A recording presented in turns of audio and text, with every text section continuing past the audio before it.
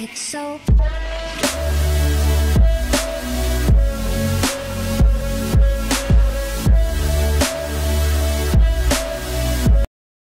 What's going on, guys?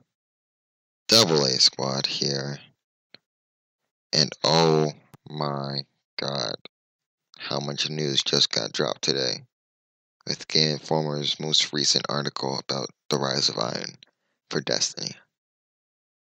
I don't even know where I should start,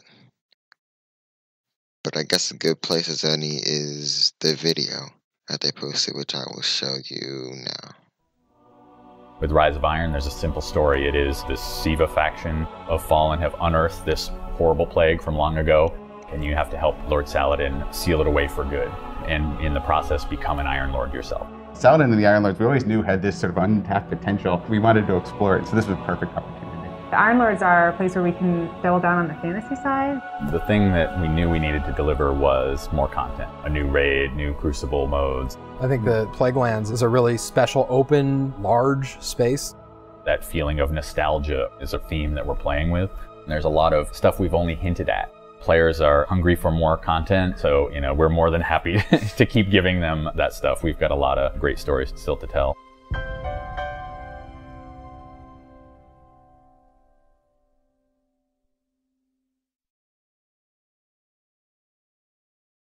Now let's watch that video again one more time, but without audio, as we talk about it.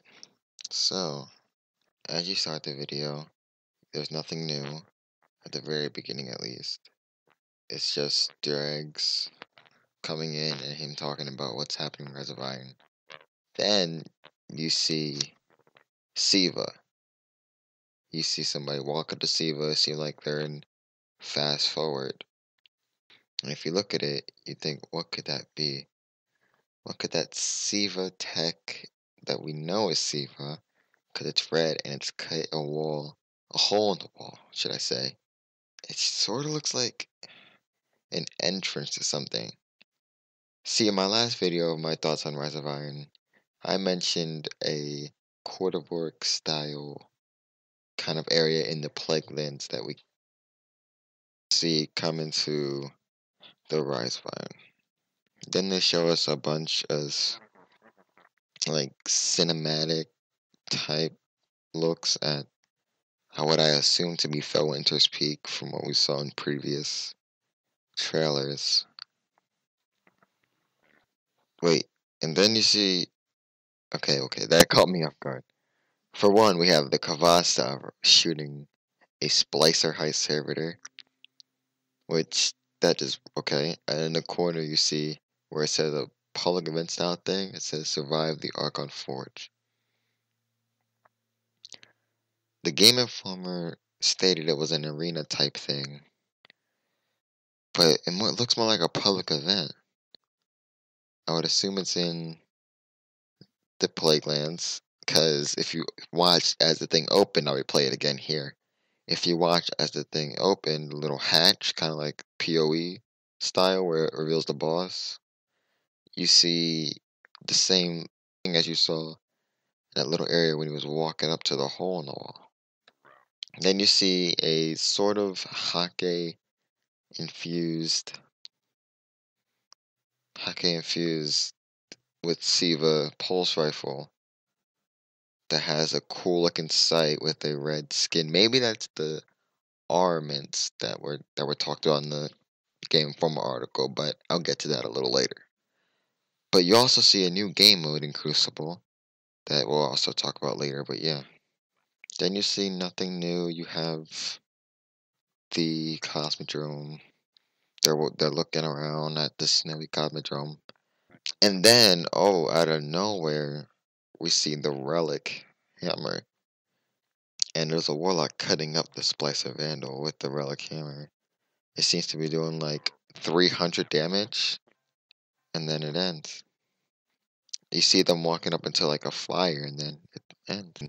As you scroll further down into the article, you see this picture, this image, which looks pretty amazing. You have the wall to the left, then you see fallen skiffs I would assume in the sky right above the wall.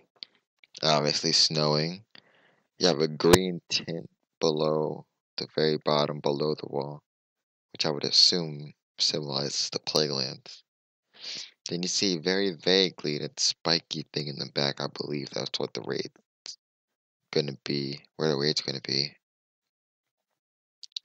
You see the Titan with his horned helmet. It looks insane. You also have the Warlock holding the relic, the battle axe, as Bungie has clarified. And then we see the Hunter's thick cloak with bulky looking armor, which Hunters don't usually get. Hunters usually get like thin, sort of agile armor for to fit their character, but this is quite bulky for their style. Granted, this isn't concept art of the actual armor, even though this is what the armor is going to look like. Just it's drawn, not a picture of the actual game, so we don't know exactly how it's going to look on the character. Then we see the weapons that they're holding, some sort of auto rifle or scout rifle on the Titan, and some kind of sniper. Taking too much information or looking too deep into this picture alone will do us next to no good when trying to figure out stuff about the Rise Fine. Then, as you look more into the actual piece of writing, that changes completely. You get a very interesting amount of info from this little bit right here. It says as follows. Character level is staying at 40, but light values are now jumping from the current cap of 335 up to 385. That cap will be further increased to 400 when the hard mode version of the raid launches some weeks after Rise of Iron's launch. New rare or blue, legendary or purple, and exotic or gold gear help players ascend through those new tiers.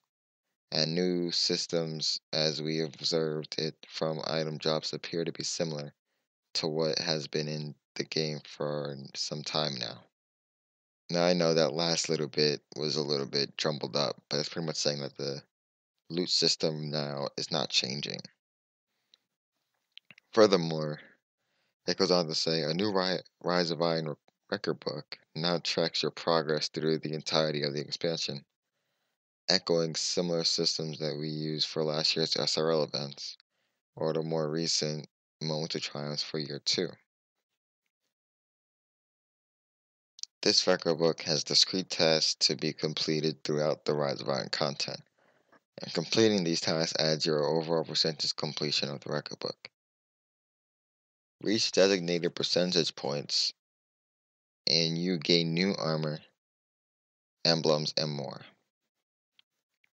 So what's going on in that little snippet is saying that we're going to get a book similar to Moments of Triumph's one where you click the things and it gave you some percentage where you got a shader or emblem, or if you want to relate it to the SRL book that you bought during SRL for the ranks and stuff to check your stats, things like that.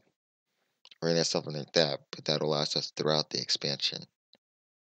And by completing those things, we get new gear, emblems, and more. Potentially, probably sparrows, and more cosmetic things like ghosts and that stuff. It goes on to say, in addition, Bungie shared that it is releasing a large number of new weapons and complete armor sets, including Iron Banner new PvP set, the Iron Lord set, which is obtained through the record book, a new Trials of Osiris set, the Wrath of the Machine Raid new set, and the new Archon Forged Arena event. All these will give you weapons as well. In addition to a new option for all factions, which means the factions will also give you new weapons and armor. Bungie also introduced us to ornaments, a new aesthetic customization feature that allows players to enhance the geometry and appearance of individual weapon pieces, as well as change the appearance of exotic weapons. So it seems to me, from what I'm reading, that it's skins for weapons and armor pieces, exotic weapons to be specific. But then it also says geometry. I believe that has to do with the SIVA tech, but I could be way up. So to summarize that a little bit, we have our level cap staying at 40, jumping to 385 when Rise of Iron launches, and then 400 when the hard mode version launches. The loot system staying the same. A record book throughout the expansion. A new set of armor called the Iron Lord set of armor that'll be attained through the record book. New weapons and armor sets through Iron Banner, Trials of Osiris, the new raid, the new arena event, and as well as factions. And also weapon skins known as ornaments, or called ornaments by Bungie. So you scroll down a little bit and skip all the information we already knew, it goes on again to say, on its highest level, Destiny Rise of Iron doesn't dramatically reinvent its progression system, as in the case of the Taken King. During our time at Bungie, the message was clear. Rise of Iron is focused on delivering new content for players to explore, along with dramatically expanded options for letting players look and play the way they like. So they're trying to take away things like you needing to wear this kind of class item for this thing, and this kind of artifact for this thing, and this kind of ghost for this thing, so that you can customize your character as much as possible while still keeping light at a very important factor, which I believe they're balancing great when they include this into the game. Yes, that's right. We have class item shaders. They're back. It's amazing. I can't believe. Look at that red Trials of Osiris cloak. Then you have that year 1 cloak, which is coming back. And you have it in definitely a shader. I remember it being black and gray, I believe it was, in year 1. Now it's back and they have it as blue and yellow. And we have artifacts, which are getting a complete overhaul. We have the 4 artifacts of 4 Iron Lords. And I'll read them off to you as I bring the picture up on the video. I'll try to pronounce these names as best as I can, but it's not that easy. I know 2, Radagast and Yolder, and I'll try the other 2, but let's get started. First we have the memory of Radagast. Described as the first among equals, Radagast the Titan was the King Arthur of the group, and strode into battle with a mighty sword in hand. His artifact adds a new ability for sword-heavy weapons, letting you reflect energy-based projectiles, including everything from Ogre Blast to a Crucible opponent's rocket. And no, that doesn't mean you'll be reflecting every bullet, sniper bullets, other bullets. I'm pretty sure that means entities. A rocket's an entity. The Vex bullets, surprisingly, are entities. Thorn bullets, I believe, are entities. All the PvE enemies bullets, I believe, are entities as well. And I believe that's what they mean by energy-based projectiles you'll be able to reflect. Next, we have the memory of Perun. The field commander of the Iron Lords was a consummate strategist, and her situational awareness went beyond even her fellow hunters. If you bear her artifact into battle, then enemy guardians with full super are highlighted yellow, and all enemies with low health are highlighted red for easy targeting. I wouldn't choose this over the memory of Radagast, just because I definitely want to be able to block things or reflecting. I think that'd be so cool in PvP and PvE, but I could see its practical use in PvP, where it's only going to be used there. Next, we have the memory of Yolder. A particularly close companion of Saladin. The older was a mighty Titan companion who ran bravely into battle without a thought for her own. Her artifact bears an ability that many players have longed for since the game's launch. The ability to completely eliminate sprint cooldown, allowing your guardian to ceaselessly charge ahead. Now this is a big one. We have shorter charge titans, slide shotgunning, blade dance enhanced slide, and think about all those things but without a sprint cooldown. So you're sprint sliding, sprint sliding, sprint sliding over and over again, ceaselessly. That's crazy. Next we have the memory of Silmar, it looks like. Silmar was proud, wrathful, and brilliant, and the architect of the Iron Temple that sits atop the fell winter peak. He was a defense-oriented Titan, always looking for a way to offer better protection. As such, his artifact provides a unique ward, the ability to dramatically reduce any damage inflicted through damage over time effects. It should be a welcome deterrence, especially since, get this, the infamous Thorn hand cannon is returning in year 3. So let's start with the end part there. Yes, Thorn is returning in year 3. It's back in black. I had to say it, but it was always in black. And it's coming back with its nerf stats, so that slow 2 damage tick is back. And although it does mention Thorn, that doesn't mean that the damage over time is only affected by Thorn. Any damage inflicted through damage over time effects will be reduced dramatically. That means Sunsinger damage over time, Hunter Smoke Bomb damage over time, Wizard Poison damage over time, any damage over time you can think of. The electricity in certain strikes, like the Saber strike with the electricity that kills you over time after the initial hit, that damage will be reduced. So that's insane.